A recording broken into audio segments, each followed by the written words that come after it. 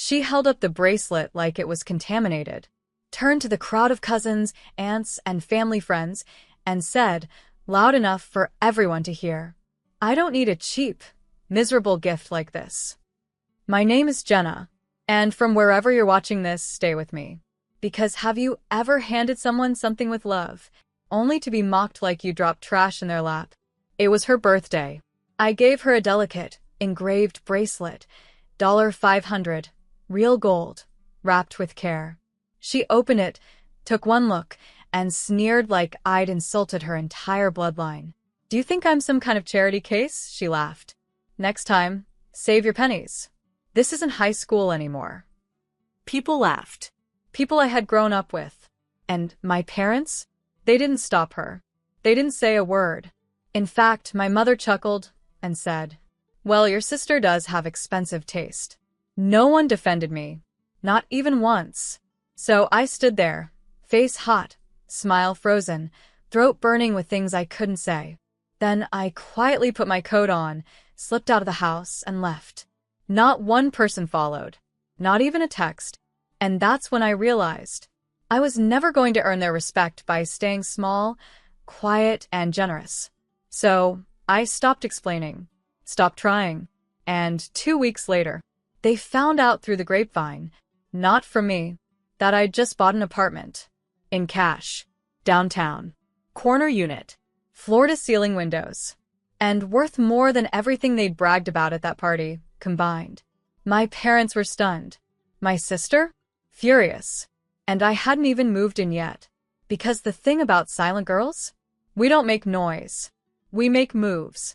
And the bracelet she mocked? That was just the beginning. They called the next morning. My mother first. Her voice syrup-sweet but stiff. "Jenna, why didn't you tell us about the apartment?" I paused. Because that's what she was asking, not how I was doing, not why I left the party humiliated, just why I didn't give them the chance to gawk. I replied simply, "Because you all made it clear what I was worth." She went silent, then cleared her throat. "You know your sister was just being playful. You shouldn't have taken it so personally." Playful. As if being publicly degraded in front of 50 people was a game I forgot to laugh at. "I didn't," I said. "I took it quietly. Then I took my savings and bought a place where no one could speak to me like that again." Click. One by one, the calls came in. My aunt, my cousin, even my dad, who rarely called unless something broke in the house. "You paid in cash?" That's all he asked. Not "congratulations."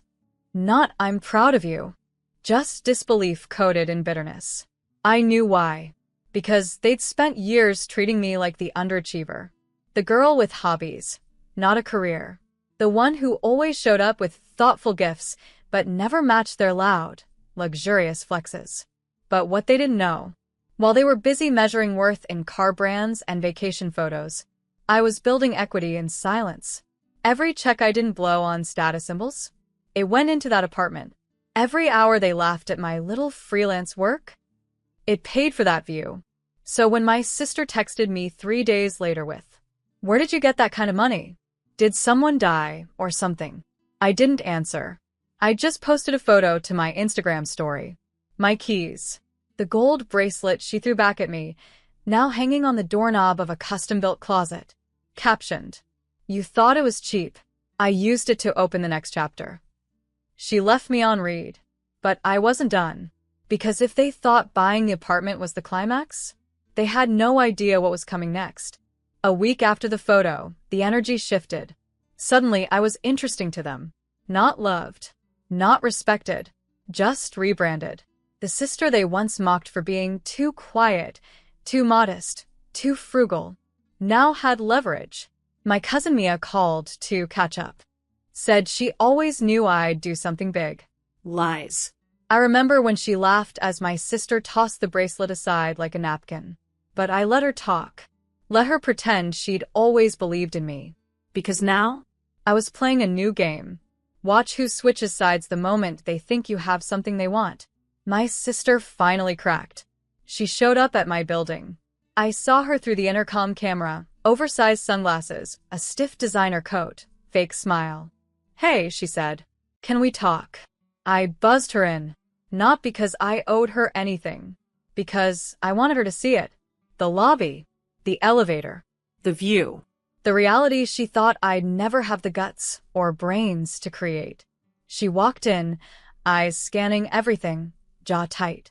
"This place is cute," she said. Cute. That's what she said about my last studio apartment. The one with peeling paint and a broken heater. She walked to the kitchen island where I'd left the bracelet. The same one she humiliated me for giving her. "I didn't mean to be rude at my party," she said, not looking at me. "I was drunk. And honestly, I didn't think you'd take it that personally." I leaned against the wall. "You didn't think I'd take it personally because you never thought I mattered." She flinched. Good. Because this wasn't about a bracelet. It was about years of being the backup plan, the quiet shadow, the polite daughter who is never invited to shine. And now? She was standing in a space I built, without her approval, without my parents' help, without asking anyone to clap. She crossed her arms. "So what now? You think you're better than us?" I smiled. No. "I think I finally stopped needing to be included." She left without saying another word. But I wasn't done, because silence was never weakness. It was strategy. And the next move I had planned was going to burn everything they thought they knew about me. 3 days later, I did something no one expected. I invited them all. My parents, my sister, the cousins who laughed, the aunts who whispered behind wine glasses. To dinner. At my apartment. No explanation. Just one line in the invite. "You've had your turn to speak. Now it's mine." They showed up, of course. Curiosity is stronger than guilt. My mother brought a bottle of wine. My father brought silence, and my sister? She brought attitude, dripping in designer labels and fake remorse. The apartment was spotless. Soft jazz played in the background. The table was set, minimal, elegant. But there was no food. Just envelopes. One for each seat. They stared at them, confused. I stood at the head of the table. Calm. Clear. "You've all made a lot of assumptions about me," I began. "About who I am, what I earn, what I deserve." No one interrupted. First time in years. I gestured to the envelopes. "Open them." They did. Inside. Screenshots of my business revenue. My investment portfolio. The articles I ghostwrote for the publications they idolize. The one-pager for the app one co-founded. And the invoice where I got paid $25,000 for a single brand campaign. Gasps. Shuffling. The sound of illusions cracking like glass. My father blinked at the page. "You're a partner in that app? The one that just got funded?" I nodded. "Since day one." My sister clenched her jaw. "So, this is what? Revenge?" "No," I said softly. "This is correction. You labeled me the underachiever. The cheap one. The one who didn't belong." I walked slowly around the table. "But while you were too busy comparing labels and vacations, I was building freedom. Not just to live, but to walk away." I stopped behind my mother. "You taught me to stay quiet. To be polite. To never embarrass family." I leaned closer. "Tonight, I'm breaking all 3 of those rules." I held up the bracelet. "The same one you laughed at? It wasn't just a gift. It was a test. And you failed." Dead silence. No one moved. No one laughed. And for the first time in my life, I wasn't begging to be heard. I was being listened to. My sister stood, arms folded, voice tight. "You really think waving money around makes you better than us?" I met her gaze. No. "I think finally being respected for what I built is long overdue." She scoffed. "You're still bitter. Still that insecure little girl who always wanted attention." I smiled. Not out of amusement, but peace. "You know what I wanted?" Space. To exist without being mocked, corrected, or made smaller, so you could feel big. I turned to the rest of them. Their silence spoke volumes. Years of casual cruelty, passive-aggressive digs, fake praise. And now? They couldn't even make eye contact. "I didn't ask you here to brag," I said. "Ask you here to give you one last chance to see me clearly." My father finally spoke. You never said anything. How are we supposed to know? I tilted my head. Because every time I did try to speak, you changed the subject back to her. My mother muttered, "That's not fair." But it's true. I cut in. You watched her humiliate me and called it just how she is. You dismissed my work as cute side projects. And when I bought this apartment, you didn't say congratulations, you asked where the money came from. They shrank back in their seats. Guilty. But not enough to apologize. Never enough. I walked to the door. Opened it wide. You're free to leave.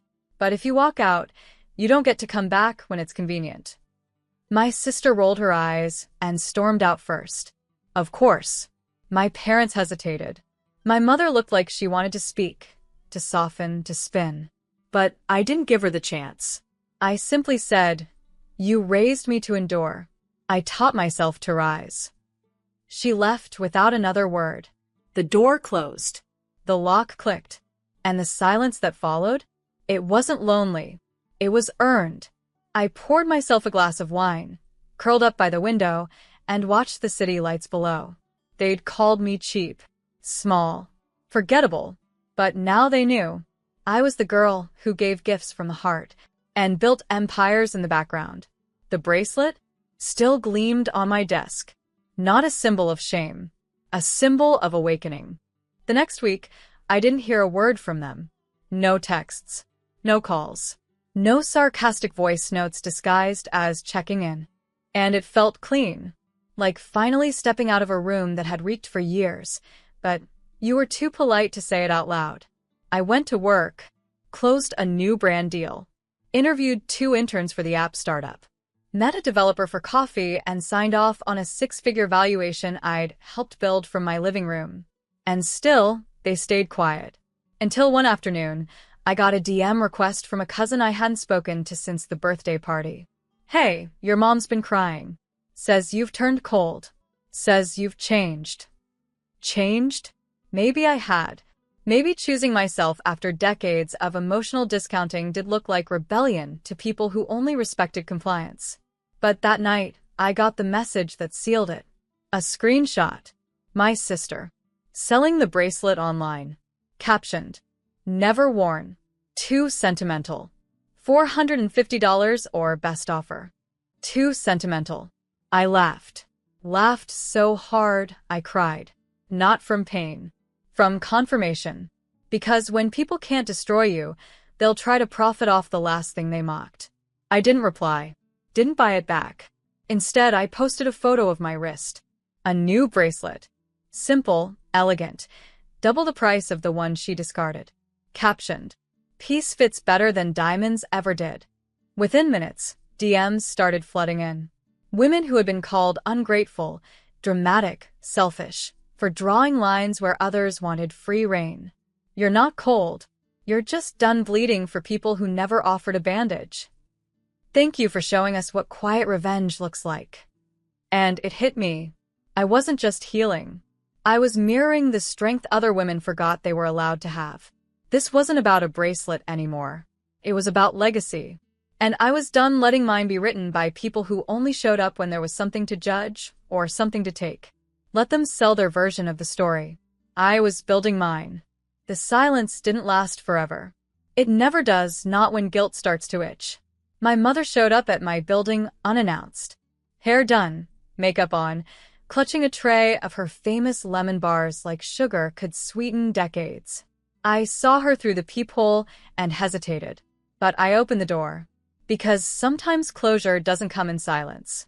Sometimes it walks in wearing perfume and pretending it never looked away. She smiled. "I just wanted to see you. The apartment looks lovely." I stepped aside, let her in. She glanced at the walls, the furniture, the view.